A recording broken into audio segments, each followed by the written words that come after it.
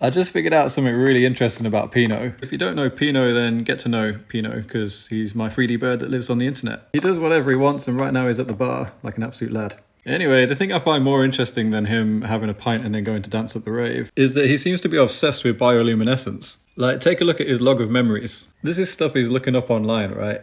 Beetle bioluminescence, reef bioluminescence. It's only now that it's clicked why he's obsessed with it. Take a look at what's going on in his brain, which is like his character. His character evolves over time, by the way, naturally. I don't really do anything with this. Take a look at what frightens him.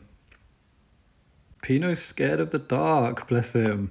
That's why he's always looking up bioluminescence. I think maybe we should do something about that in his world so it feels a bit lighter and feels safer at night. Anyway, shh, he's sleeping.